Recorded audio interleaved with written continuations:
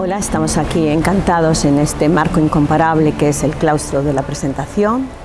Me llamo Celia Vázquez. En el mundo profesional me muevo en el ámbito de la docencia universitaria. Soy doctora en filología, máster en teatro y artes escénicas. Soy traductora, crítica literaria, escritora y poeta. Nací en Vigo, una ciudad bañada por el Océano Atlántico en la costa noroeste de España, de la región gallega, de Galicia, que si miramos el mapa de la península ibérica, está situada justamente encima de Portugal, en la costa oeste. Bueno, me encuentro muy feliz de estar en esta mágica ciudad de Cartagena de Indias, en donde resido a lo largo del año como mínimo 2 meses, y es una felicidad hacerlo así. Bueno, yo nací en una familia en la que mi padre era un hombre que podríamos llamar de carácter renacentista, porque sabía prácticamente de todo. Él era profesor, lógicamente era dentro de todo lo que estudió, diferentes licenciaturas, era crítico de arte, escultor, pintor, dramaturgo, novelista, poeta, fue también crítico de arte, incluso cronista de la ciudad de Vigo, donde yo nací. Era un hombre, desde luego, que tenía un perfil poliédrico, sabía hacer de todo y, lógicamente, desde niña a mí me enseñó a admirar la naturaleza, a pintar precisamente de la naturaleza al óleo, a la acuarela, me enseñó a mezclar colores. Me introdujo en el ritmo y cadencia de la poesía. El primer libro que me regaló, que yo sea consciente, fue Platero y yo, para leer. Desde mi visión de adulta, lógicamente reconozco que era un libro muy tierno, y hay mi admiración por Juan Ramón Jiménez.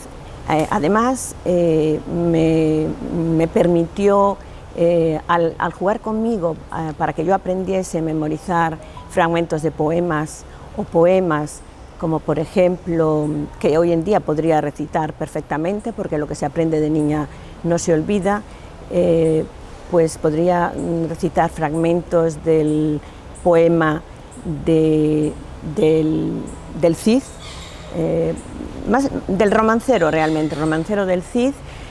Podría recitar poemas de Pedro Salinas, de Gerardo Diego, de Miguel Hernández, de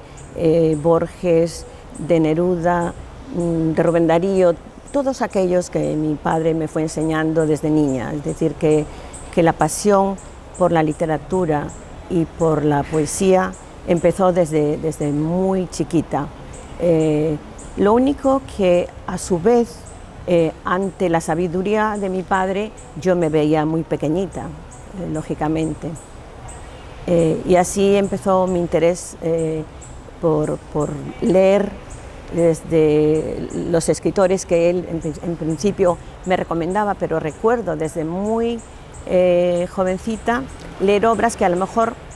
no estaban destinadas a la lectura de una niña, porque yo recuerdo leer con 9 años la Divina Comedia, pero mi padre sabía, o al menos me decía, que un libro tiene muy diferentes lecturas dependiendo de la edad. Siempre ha sido escrito en un momento determinado, pero tiene miles de interpretaciones según cómo se acerque el lector y según la edad que tenga. Bueno, tras mis estudios comencé a trabajar en la universidad, primero en Madrid, y luego quizá por nostalgia, como los gallegos saben que tenemos esa morriña, ¿sí? La nostalgia se llama morriña en esta lengua gallega, y decidimos, mi familia y yo, volvernos, cuando digo mi familia es mi marido y mis hijos, volvernos a Galicia, porque echábamos de menos el mar allí en Madrid, donde vivíamos y donde yo trabajé. En mi ciudad trabajo en la Universidad de Vigo e imparto literatura, principalmente literatura inglesa. Pero al poco de llegar también fundo, junto a una compañera del Departamento de Filología, fundo la Asociación Nacional de Investigación en Literatura Infantil y Juvenil, porque yo tuve en mi idea de lo que es el mundo del literario, tuve la suerte de empezar con 3 años en el Colegio Alemán. Yo estudié en el Colegio Alemán, un colegio que se fundó en Vigo para aquellos residentes alemanes, pero que aceptaban alumnos españoles, y digamos que era un universo muy distinto a la España de Franco en la que yo vivía. Allí no podemos olvidar que los hermanos Grimm eran alemanes, y también esa influencia a lo largo de los años era notoria, es decir, que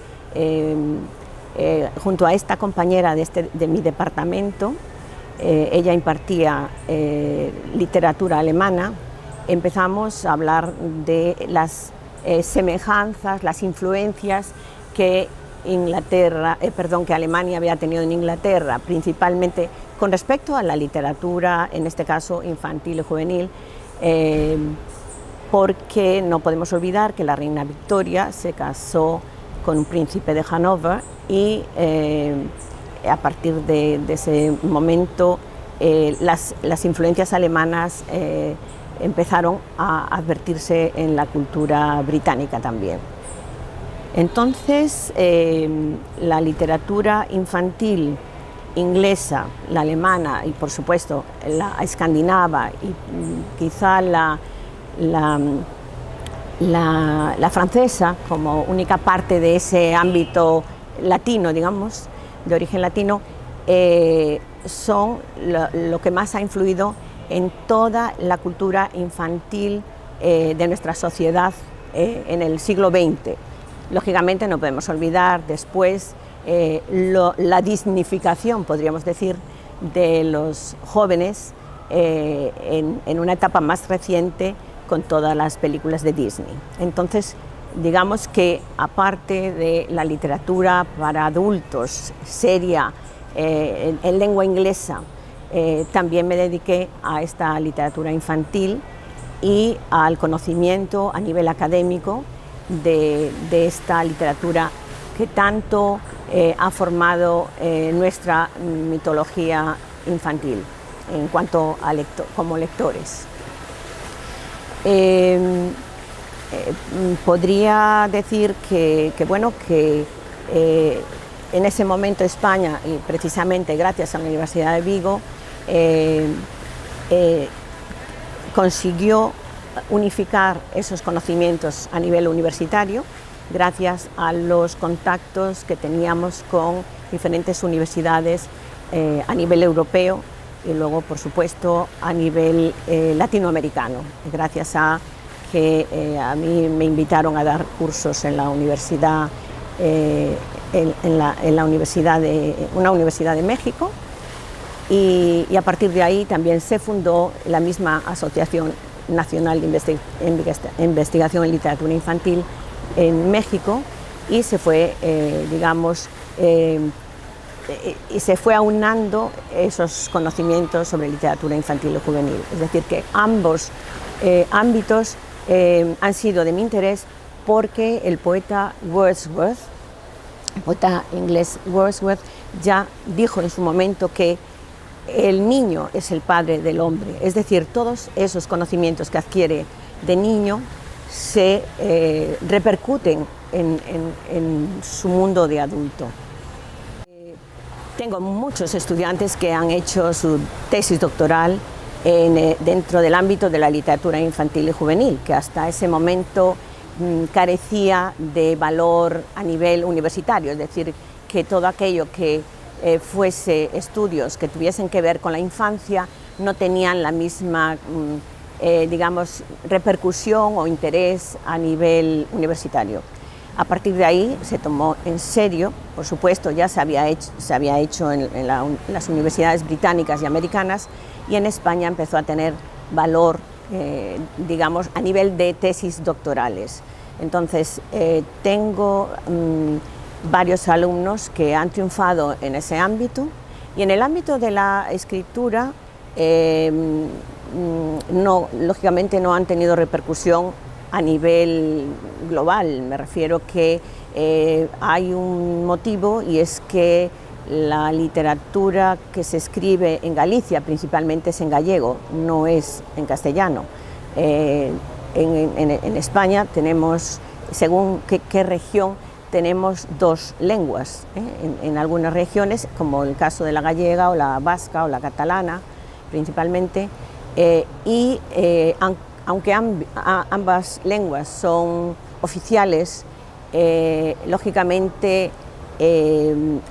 aquellos escritores prefieren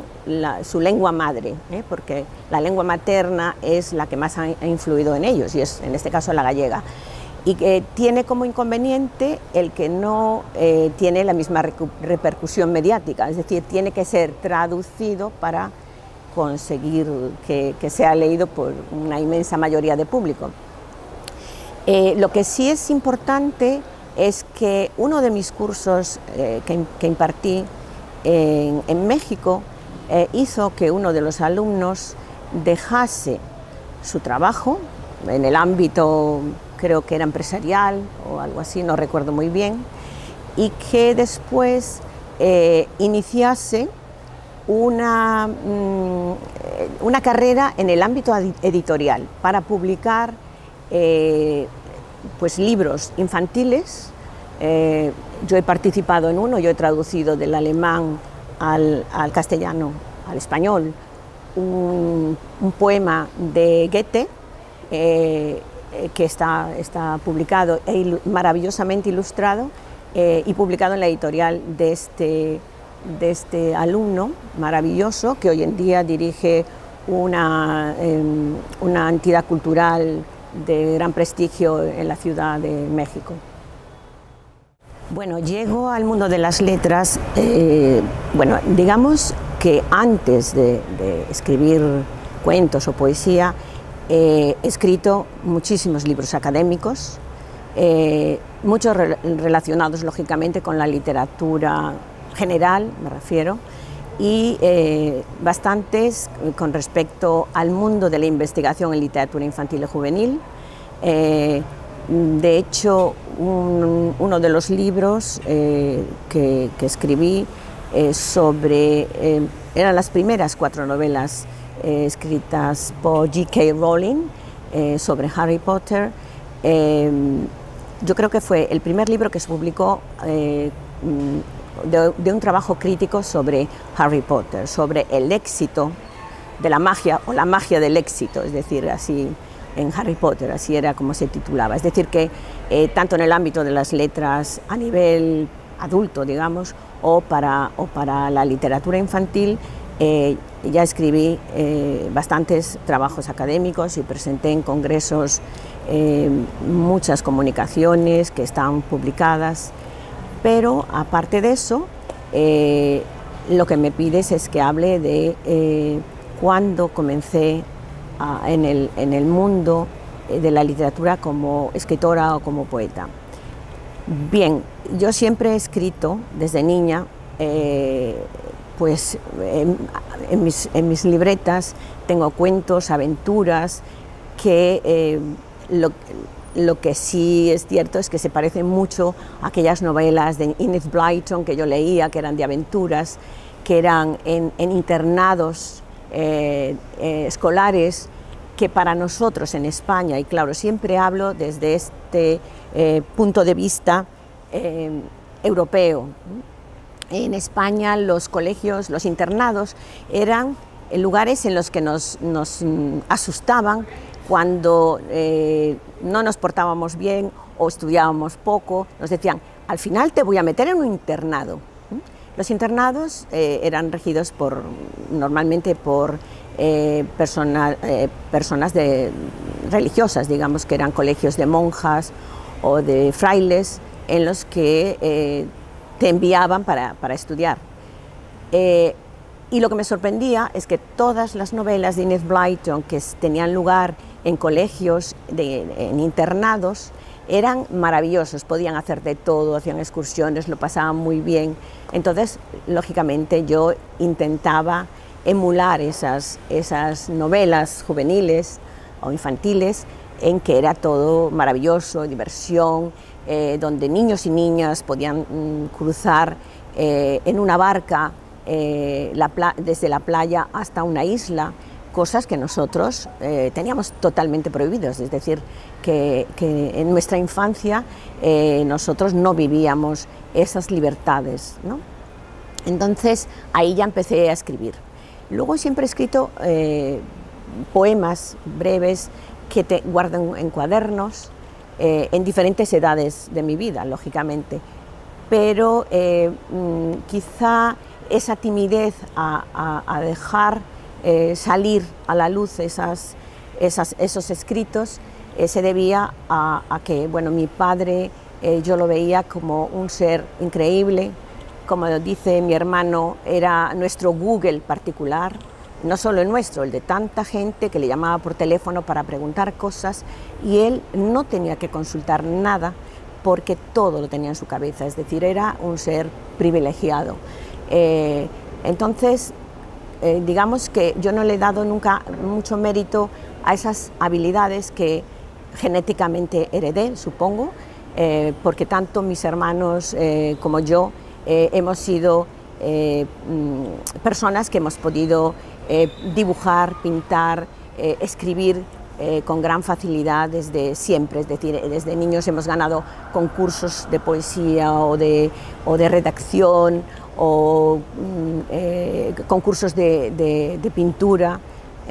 porque los tres heredamos esa habilidad. No le hemos dado ningún privilegio en nuestra vida porque sabemos que eso se lo debemos a mi padre.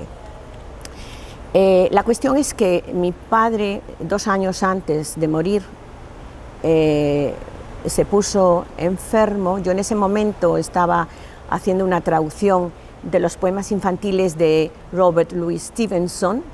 que se habían hecho diferentes traducciones en España, pero de poemas aislados o una pequeña colección de poemas, casi siempre los más populares y los más sencillos. Pero yo quise traducir toda la obra de poesía que Stevenson había realizado para niños, que no los trataba como si fueran tontos, es decir, que explicaban cosas muy interesantes y yo quería que esa obra llegase al público de mi región, es decir, que el libro lo financió la Universidad de Vigo y yo lo realicé en un periodo de unos 7 años, porque por supuesto estuve muchísimos años de directora del departamento, de mi departamento, tenía docencia en la universidad, tenía docencia en los cursos de doctorado, en másters, y era muy difícil sacar tiempo para traducir toda esa ingente obra poética. Por lo tanto, al comienzo recuerdo que yo le pedía consejo a mi padre si estaba bien mi lengua gallega, porque yo no soy practicante de esa lengua, la conozco pero no la hablo habitualmente. Mi madre es castellana y en casa hemos hablado la lengua española. Por lo tanto, él era mi consejero en esta labor. Cuando vi que mi padre enfermó, una enfermedad que en 2 años pues, causó su muerte, me di cuenta que tenía que empezar a publicar poemas porque sé que le hacía mucha ilusión. Él quería que yo mostrase eso que había escrito y me di cuenta que enseñándole unos pocos poemas una tarde a mi hermana, a mi madre, a mi padre, incluso a mi hermana y a mi madre, que son un poco más sentimentales, le produje una emoción tan grande que lloraron, y me sorprendí porque yo no pensaba ni quería que eso hubiera producido el llanto de mis queridas madre y hermana. Entonces mi padre me felicitó y me dijo que siguiera adelante, que sí que podía escribir, que no me sintiera mal, y así es como comencé. Sin embargo, reconozco que posiblemente sea mejor escritora en prosa que en poesía, porque a pesar de que en España hemos estudiado todo lo que se refiere a métrica de la poesía, que sabemos lo que es un romance, lo que es un soneto, etcétera, todo este tipo de cosas, la poesía recientemente ha seguido otros caminos, es decir, que ya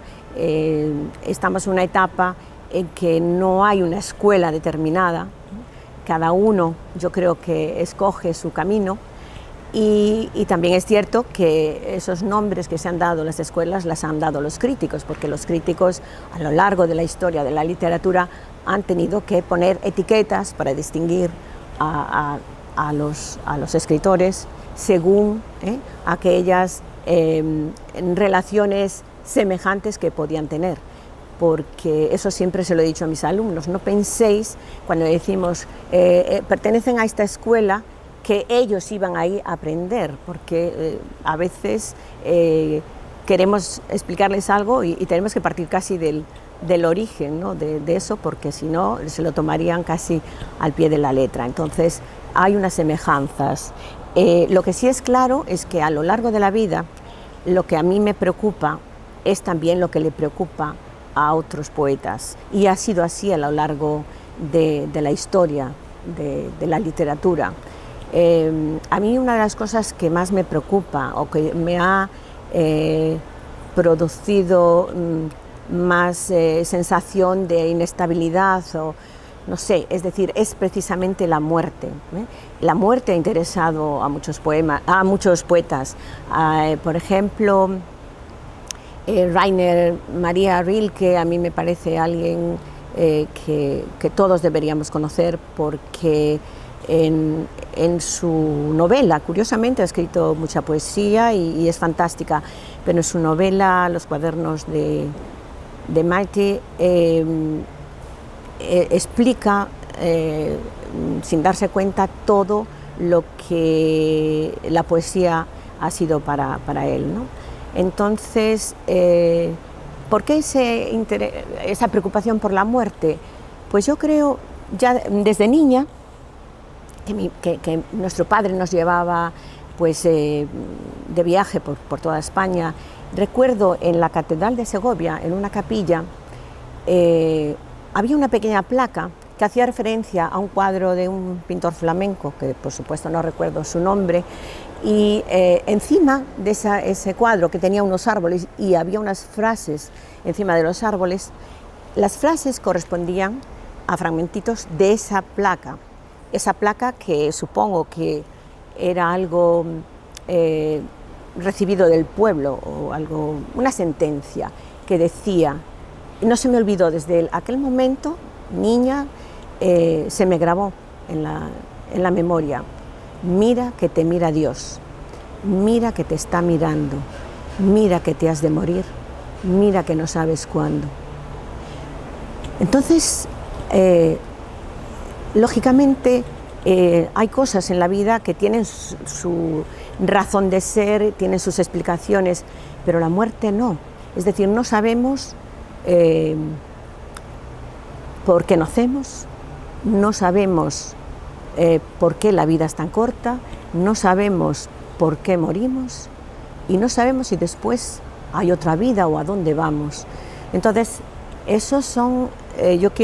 creo que son inquietudes existencialistas, porque a todos nos preocupa, no sabemos en qué momento nos va a llegar, entonces es como una amenaza constante, y la sentencia a mí me resultaba un poco amenazadora, ¿no? Es decir, claro, supongo que era resultado de una religión en la que hemos estado viviendo en España desde siglos y siglos. Pero realmente la verdad es que la muerte es la única certeza de la vida. Y creo que con eso, con la soledad, con la nostalgia, en la búsqueda incansable e insaciable del amor, el dolor por la pérdida de alguien querido, es decir, que eso se refleja en la poesía de muchísimos poetas, ¿no? Es decir, que son, digamos que, ámbitos que todos hemos tratado de alguna manera, que quizá en mi poesía se vea mucho más, pero yo creo que cuando escribimos un poemario en el que se incluyen poemas únicos y diferentes, creo que siempre hay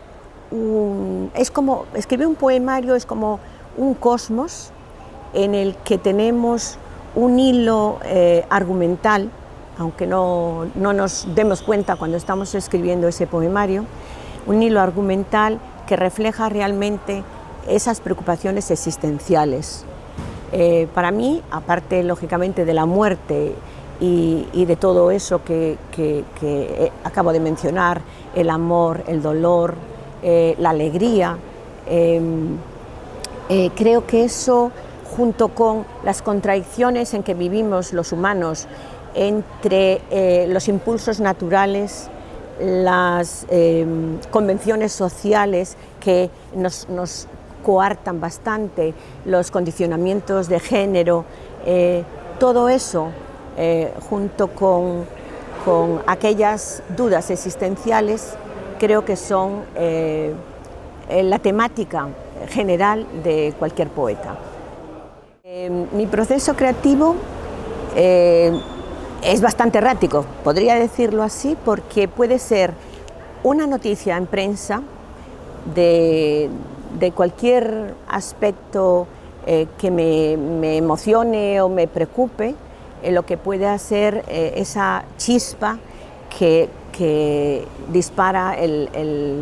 las ganas de escribir un poema. También puede ser la muerte de un amigo,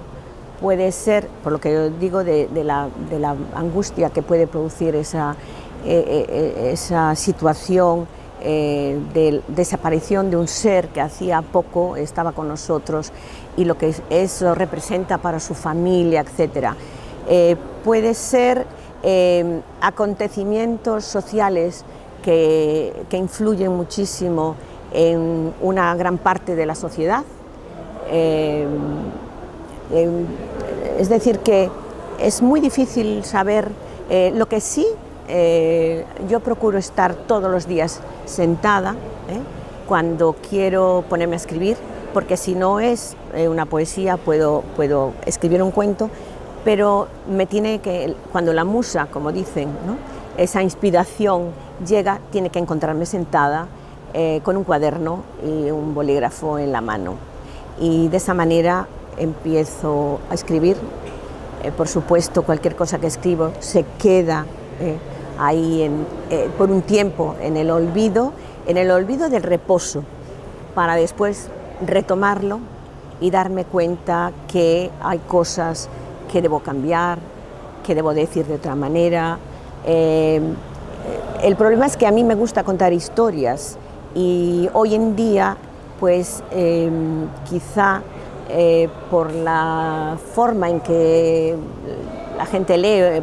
por lo menos los jóvenes, mi hijo siempre me dice: mamá, eso no lo va a leer nadie, tienes que acortar, tienes que hacer poemas más breves. Es decir, que ahora estoy en ese proceso de aprendizaje de escribir poemas más breves, y entonces reconozco que escribir es fácil, lo difícil es sintetizar, es decir, llegar al meollo de la situación, de la idea, y escribir con muchísimas menos palabras, es decir, llegar a poder escribir un haiku y seguir por ahí, porque creo que expresar poesía en pocas palabras tiene mucho más mérito que esas extensiones que yo escribo, que bueno, a mí me resultan interesantes, pero reconozco que para leer poesía es más fácil leer pocos versos en lugar de una extensión considerable de versos. Me sorprendo de lo que he escrito, de que me hubiera costado poco esfuerzo y lógicamente intento mejorarlo, es decir, al cabo del tiempo intento cambiarlo, reducirlo en extensión. Eso es lo que hago normalmente, es decir, siempre dejo reposar cualquier cosa que escribo y luego, lógicamente, en diferentes etapas vuelvo a su lectura y me doy cuenta que hay cosas que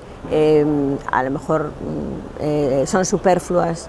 que no revisten tanta importancia, que puedo decirlo con menos palabras, y esa siempre es mi lucha, es decir, porque escribir, puedo escribir muchísimo y extenderme. Lo difícil para mí es, quizá me falta esa mente científica, es decir, que reconozco que aquellos que son ingenieros, por ejemplo, tengo amigos ingenieros que escriben unos poemas tan exactos, divinos, y en pocos versos, ¿no? Y quizá eso sea, es decir, la cultura literaria en la que me he criado y he vivido, frente a una mente más sintética, que es a donde quiero llegar. Una de las cosas que he visto desde que estoy aquí en Cartagena, y es donde yo establezco las diferencias, es que escribimos de forma diferente. Por supuesto, nosotros no tenemos este paisaje, este maravilloso clima que hace a la gente mucho más abierta, feliz, más habladora, más contadora de historias, porque sabemos que Colombia es tierra de contadores de historias, de escritores maravillosos y poetas brillantes, ¿no? Y no hay nada más que ver, pues, premios en todo el mundo son de poetas y escritores de origen colombiano. Entonces, puedo decir que la poesía es diferente, porque lo estoy comprobando, pero también la cultura es... Nosotros vivimos, digamos, encerrados, porque tenemos diferentes estaciones en Europa, tenemos quizá unas convenciones sociales que nos han ido inculcando que no podemos exteriorizar nuestros sentimientos de una manera abierta, que tenemos que controlarnos, que tenemos que tener en cuenta la empatía, es decir, que yo desde niña he aprendido a pensar muy bien lo que voy a decir, porque no puedo lastimar a la persona que tengo enfrente, tengo que tener en cuenta que no puedo herirla por algún concepto que pueda ser susceptible de que le hiera los sentimientos, es decir, que antes de hablar tengo que considerar tantas cosas, por eso que digo que estamos un poco constreñidos por esas convenciones sociales que frenan cualquier impulso natural, o por las convenciones genéricas, es decir, que temes, y tampoco quiero caer, como en España, por ejemplo, estamos preocupados de todos y todas, profesores y profesoras, y eso alarga un texto muchísimo, pero tampoco me gusta poner una X en lugar de una O y una A, ni me gusta poner el símbolo, ¿no? El de la arroba. Y no lo sé, creo que la sociedad todavía complica mucho más esta forma de escribir en España. Me refiero con todo esto que debemos tener en cuenta. Y quizá aquí pues veo que todo influye, como os digo, desde el paisaje, el maravilloso clima, que es prácticamente constante, porque puede bajar a lo mejor 2 grados, pero eso no es nada frente pues, a las olas de frío que ahora mismo, por ejemplo, estamos sufriendo en España, ¿no? Y eso hace que uno también se retraiga, se encierre en su casa, no alterne tanto con sus vecinos, amigos. Ese tipo de cosas nos hace tener quizá que interiorizar nuestros sentimientos e interiorizar nuestros pensamientos, y quizá nuestra poesía sea también basada en temáticas más tristes. Si yo soy una persona vitalista y muy positiva, y recuerdo que cuando escribí mi primer poemario, yo se lo regalé a mis amigos de la infancia, de mis veranos, donde veraneo en Castilla-La Mancha, el pueblecito donde nació mi madre, con molinos, es de la tierra de Don Quijote realmente, donde brilla el sol además es como una cuchilla, ¿no? que quema, y a mí esos veranos cálidos, calientes, siempre me han entusiasmado. Bueno, pues mis amigos, algunos de ellos me dijeron que si estaba segura que eso lo había escrito yo, porque no coincidía con la idea que tenían de mí. Yo era una persona alegre, abierta, pero claro, era en Castilla, en verano. Y yo les decía, es que yo escribo los poemas en mi despacho y tengo en mi ventana, que tiene la caída del tejado, una ventana en el tejado, donde oigo caer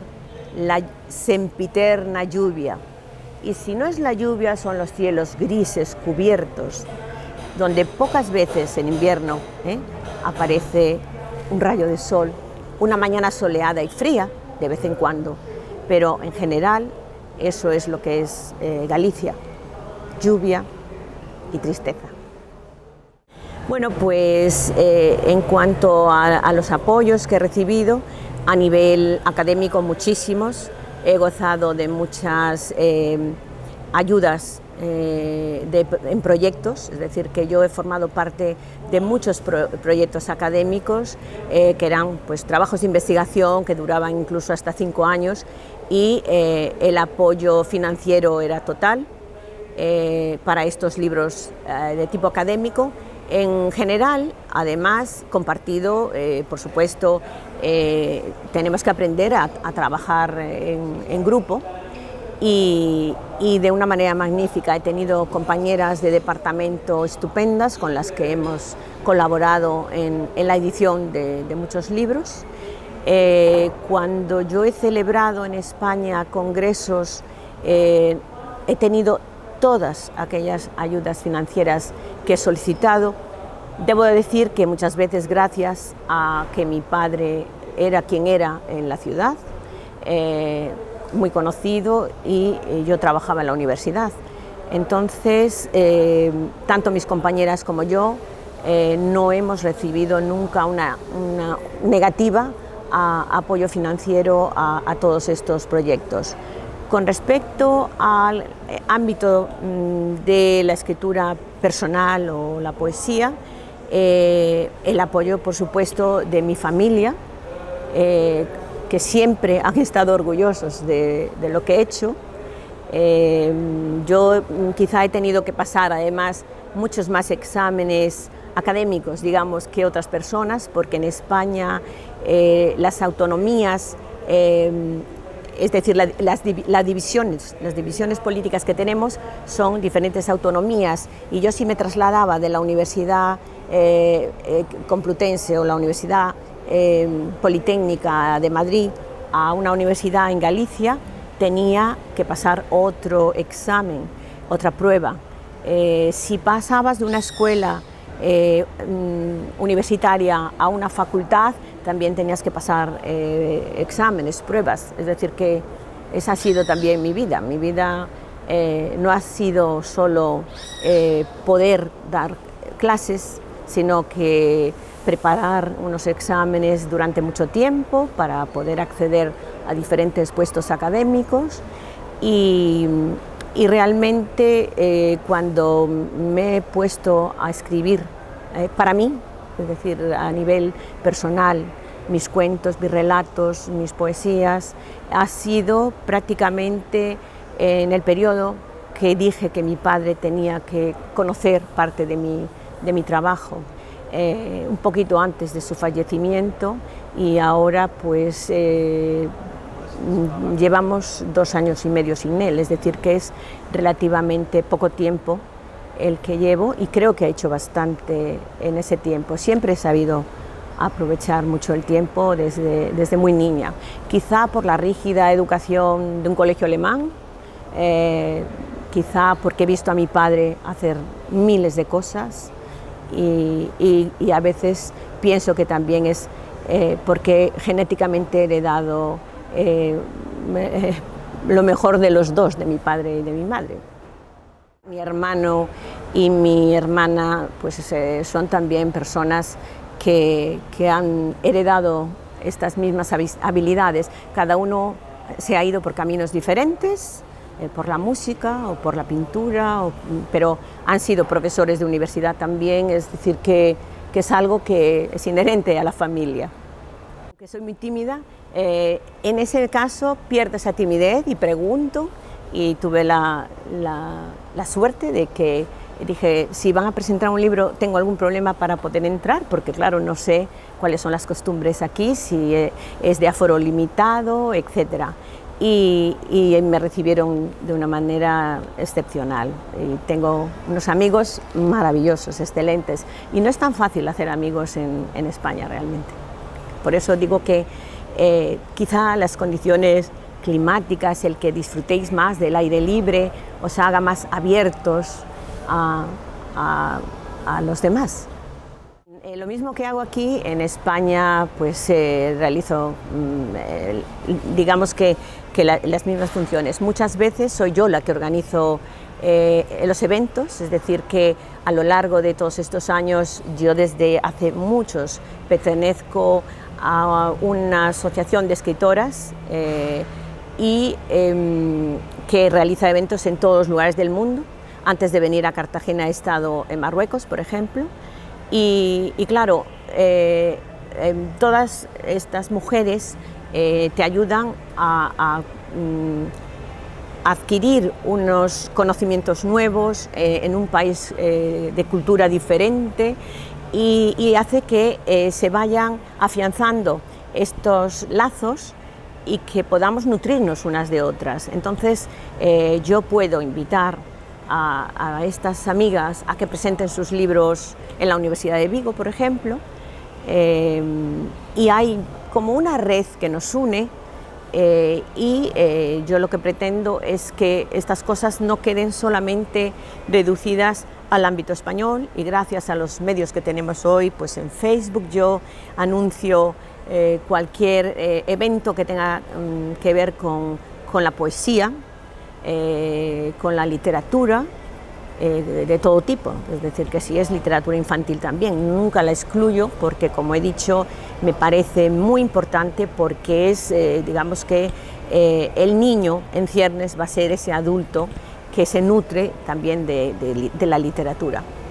Y de esa manera se crean lazos, creo que fantásticos. Eso es lo más interesante del ámbito literario, que ahí sí que se pueden hacer amistades que pueden ser para siempre, y conocer el mundo, conocer diferentes culturas, conocer a gente maravillosa. Entonces creo que eso es vital en este mundo, ¿no? Para que, sobre todo en cuanto a la poesía, porque es la hermana pobre, digamos, la cenicienta de la literatura, porque la novela es la hermana brillante, todo el mundo se compra novelas para leer, pero poesía tienes que estar en un momento determinado, en un momento creo que más tranquilo, para poder apreciar cualquier cosa que se escriba dentro del ámbito poético, ¿no? Entonces creo que nosotros como poetas debemos ampliar el conocimiento de nuestros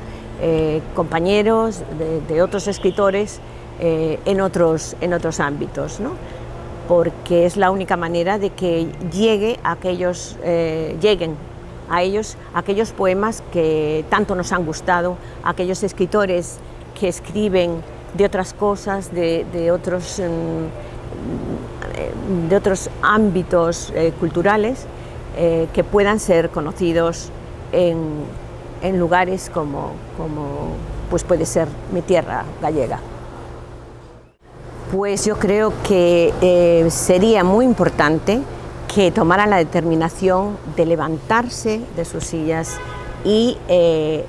ponerse en contacto con esta maravillosa, digamos, alianza de poetas que es Hermanados por las Letras, conocernos entre todos los que acudimos a estos eventos, porque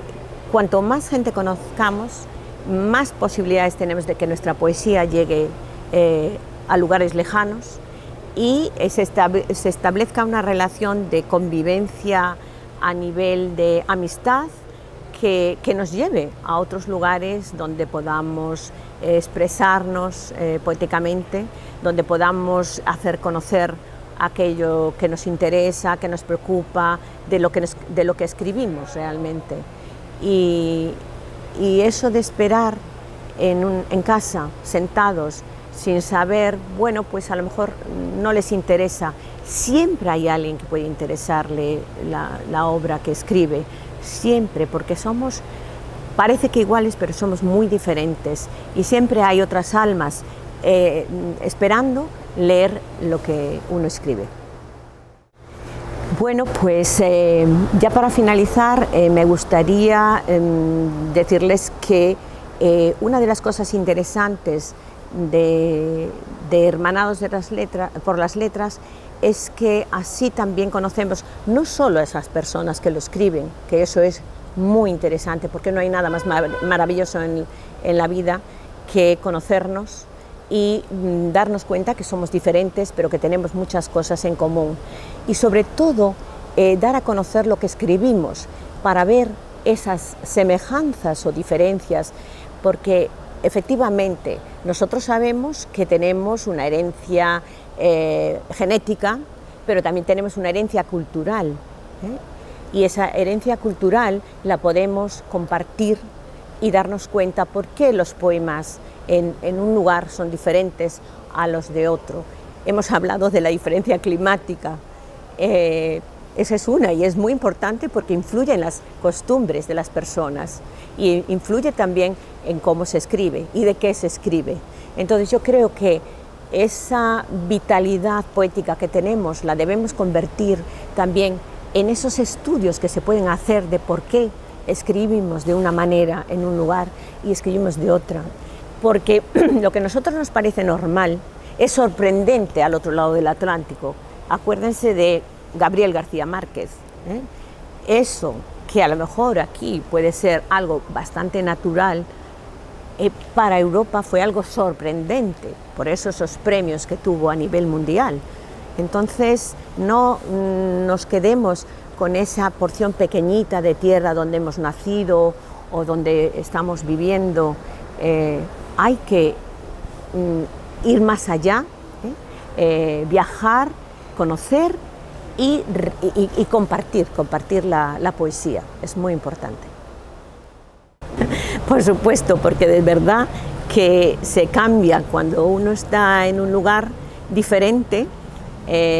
también se escribe de manera diferente, se comparten otras ideas. Yo asisto también a un taller literario del que estoy encantada, porque compartimos ideas, aprendemos muchas cosas unos de otros y eso también va a influir en mi poesía. Es decir, que mis amigos, los que siempre me han acompañado en la lectura de mis poemas, se darán cuenta, esta ya es la Celia que más se parece a nosotros, porque yo soy vitalista y positiva, pero en donde escribo es muy difícil traspasar las fronteras y ser, digamos, más una persona que escribe influida por el paisaje, etcétera, porque lo que a mí me influye es ese paisaje triste. Es decir, que la mejor escritora, la insigne escritora gallega es Rosalía de Castro, y no hay más que leer sus poemas para darnos cuenta que esa tristeza es algo genético también, aparte de los sufrimientos que tuvo en su vida. Ella escribe, pues eso, hay un poema que se llama Negra Sombra, con eso digo todo, ¿no? Es muy triste.